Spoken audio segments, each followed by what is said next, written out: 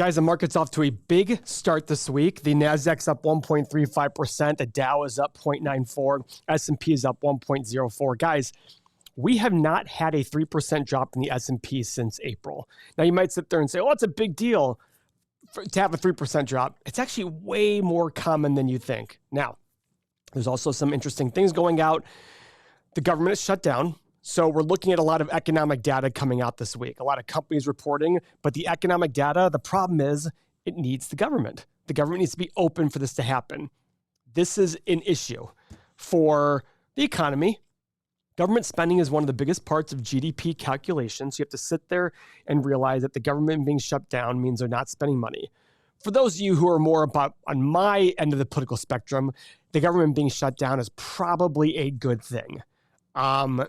In my opinion, obviously, we don't want to have, people not getting money or in certain areas, but this is definitely a factor that people are worried about for the economy.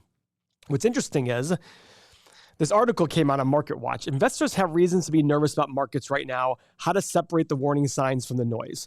I 100% agree with this. How to separate warning signs from the noise. We talk about this all the time on our main channel, on this channel. There's a lot of noise out there. Just because there's a data point doesn't mean it's important. Just because somebody's saying this is fearful doesn't mean you should be fearful about it. Just because somebody says this is a great thing doesn't mean it's necessarily a great thing. The U.S. economy is a very complicated economy, and one or two metrics aren't going to make or break it. But here's what's interesting. The federal government has been shut down since the start of the month, and prediction markets saying it could become the longest shutdown in U.S. history. Okay. I don't think it's a bad thing. The Fed's Beige Book reported that the economy has slowed down over the past 2 months. Last week, President Trump decided to use Truth Social to fire off new tariff threats. Okay, so the tariff threats haven't gone away. These tariffs are going to cost consumers. I understand that people say, yeah, but look at all the tariff money that's coming in now. Okay, that's fine, but that doesn't necessarily mean it's a good thing overall for the consumer, for the economy. This is what everybody has to remember. Yes, tariff money has increased. Okay, then make tariffs 10,000%. Tariff money will probably increase even more. But what's happened to the consumer then? Then they can't afford the everyday goods that they might need to rely on in order to live a good life. Now, I'm not, my political viewings are more to the right than the left, obviously, in most areas. But with tariffs, I'm kind of against them. I believe in free trade completely. Like, hey, if you do it better than us, bring it on in. I don't believe in protecting our workers just because they want to make more money. I know that sounds, you might be listening to that going, what an a-hole. No, you can't have your cake and eat it too. You can either make a lot of money and sacrifice some lower end jobs for that, like manufacturing, or you can keep those lower end jobs and force people to pay more, force the consumers to pay more. That's the way I view it. Whether you agree with me or not, I'm open to that conversation, but nothing comes without a price. You have to remember that going forward. Now, here's what's interesting about this article that I actually laughed about. Let me find it real quick. Earnings calls are closely watched by savvy investors. Incorrect. All the best investors I know don't give a flying F about earnings calls, and I don't want you to either. Doesn't mean you can't enjoy them. Enjoy those earnings calls. Sit there and see what companies are saying. But if you think for 1 second that 1 quarter of earnings and 1 quarter of data is going to make or break an investment, then you're not looking at things the right way. We're here to teach a long-term, principle-driven approach.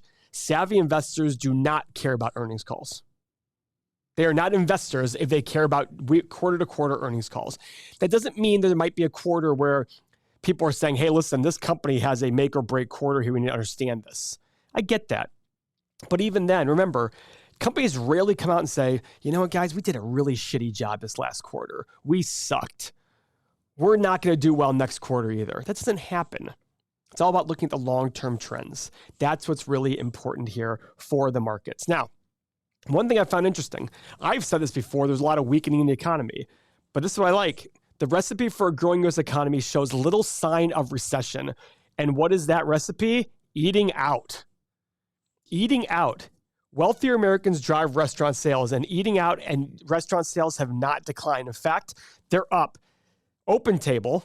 Now, granted, OpenTable is also a growing business, but their reservations are up 12% year over year. And remember, they're still growing along the way with it. But there's some other metrics here that I thought were interesting. Let me find it. Sales at U.S. bars and restaurants rose a healthy 6.5% in the 12 months ended in August, up from 4.3% a year earlier. Now, part of that has to do with rising costs. But to still see 6.5% increase in 12 months, that's pretty impressive, guys. And like they said here, if the economy starts to slow, what's one of the first and easiest things people will do when that happens? They'll stop going to restaurants as much, or they'll spend less at restaurants. That's a big factor there. It's an easy thing to cut out. You don't commit to when you're going out to eat, you don't commit to 12 months of eating out. You commit to that meal right there. And if you do go out, you might share. Well, first off, my wife and I share meals at restaurants anyhow, just because we like the variety and we don't want to eat too much. For us, it doesn't have to do with money, but for a lot of people, it would have to do with money. And so the fact that restaurant sales are still up 6.5% in the last 12 months is a good indicator for the economy. Now, with that said, the last 6 months in the market have been tremendous. So people have felt wealthier. If you feel a lot wealthier, what are you more likely to do? Like everybody else, you're going to spend a few more bucks. But it comes back to the one metric in the markets that do matter to us. And what is that? The stock market to GDP ratio. We are still massively overvalued. But I want to show you guys one thing before we get to that. This is a big week in the market for earnings. 20% of the S&P 500 companies are reporting this week. Last week, we had the banks, and there was a little uncertainty with the banks. One bank had a $50 million write-off loan.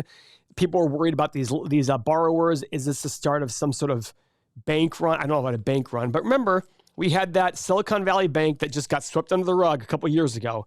But some big companies, Cleveland-Cliffs, Boston, the NASDAQ is reporting. That's pretty interesting. Blackstone's reporting. HCA Healthcare.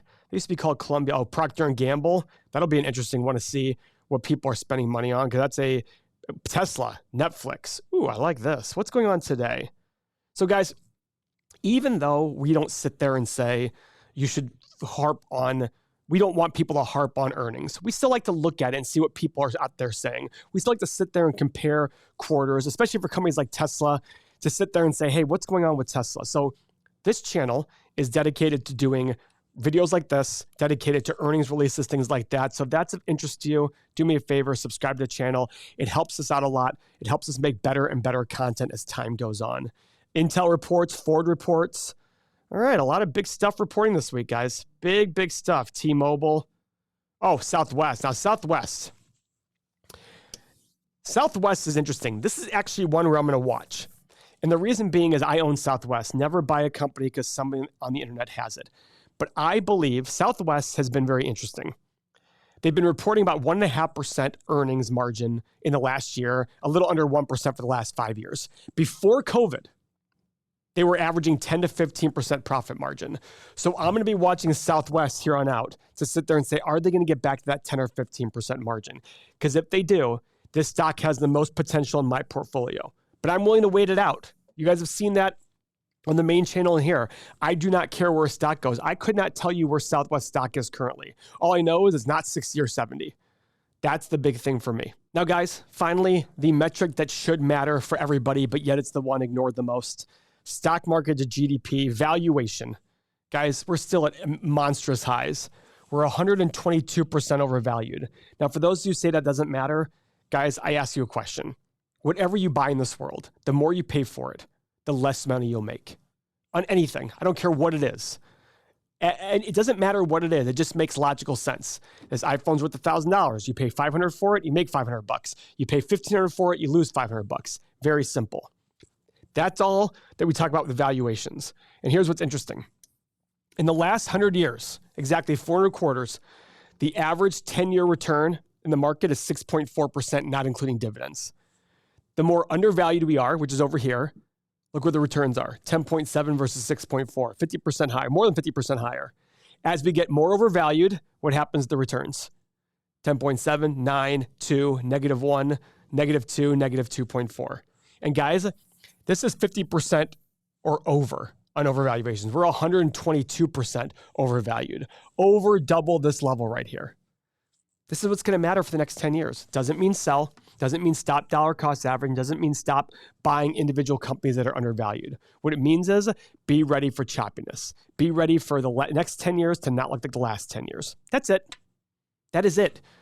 But along the way, if you're buying into companies at great prices, you will do very well beyond that mark. That's what matters here. That's what we're trying to teach on this channel. Stock market to GDP ratio is there. The 10-year PE ratio, 123% overvalued. Also not great. Guys, we're not here to be fudsters. We're here to prepare everyone for the potential in the future. This is how you make tons of money.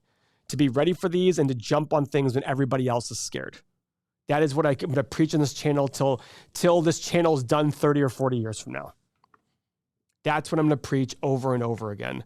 We're not here to make you scared. We're here to prepare you so that when time comes, when everybody else is scared, you are ready to jump because you're different than everybody. So guys, subscribe to the channel. If you've watched our channels over and over again, check out the community. Go to everythingmoney.com. Check out our 7-day trial. It's a great way to really up your investing game. You get all the tools, all the community, everything. Check it out. Thank you for your time.